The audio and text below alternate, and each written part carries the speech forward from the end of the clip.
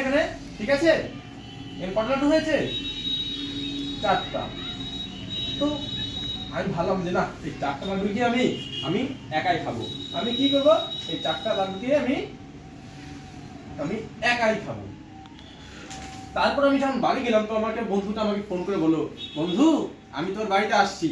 তো তার মানে বন্ধু যেহেতু আসছে, তো তাকেও তো লাড্ডু দিতে হবে। তো আমি কি করলাম, এই 4টা লাড্ডু কি আমি কি করলাম, দুটো প্লেটের মধ্যে দিতে হবে, যেহেতু দুজন। তো আসো দিতে পারলাম। দেখো এই একটা লাড্ডু ওখানে দুটো রাখলাম, এখানে এখানে দুটো রাখলাম। বন্ধ রয়েছে, সরি সরি মিস্টেক হয়েছে। তো এরপরে যখন বাড়ি আসলো, সে দেখি আরো দুজন বন্ধুকে নিয়ে আসলো। তার টোটাল তারা কয়জন হলো? 4জন। আমি, সে এবং তার দুটো বন্ধু, তার 4জন। তো এই 4টা লাড্ডুকে আমি করলাম, তো যেহেতু 4জন রয়েছে, তো 4টা প্লেট আমি বেড়ে দিলাম। একটা প্লেট, দুটো প্লেট, তিনটে প্লেট, 4টা প্লেট। 4টা লাড্ডু আছে, তাহলে কি 4জন রয়েছে, তো আমাদের একটা করে দিতে হবে। তা দেখো প্রত্যেকে কত কটা করে পাচ্ছে? একটা করে পাচ্ছে। আর এখানে কি একজনের মধ্যে ভাগ করে দিয়েছিলাম, তার মানে কি একজন কটা করে পাচ্ছিল? 4টা করে দিতে পারছিল। তাহলে দেখো এই যে 4টা লাড্ডু ছিল, এই 4টা লাড্ডু কি আমরা কি ঠিক কজনের মধ্যে ভাগ করে দিতে পারলাম?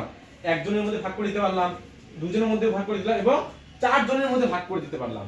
তার মানে তোমরা কিন্তু এই খেলা মজার ছলে কিন্তু একটা অঙ্ক শিখে গেলে। জানো তোমরা এতক্ষণ কি শিখছিলে? সেটা হচ্ছে গুণনীয়। কি বলা হয়?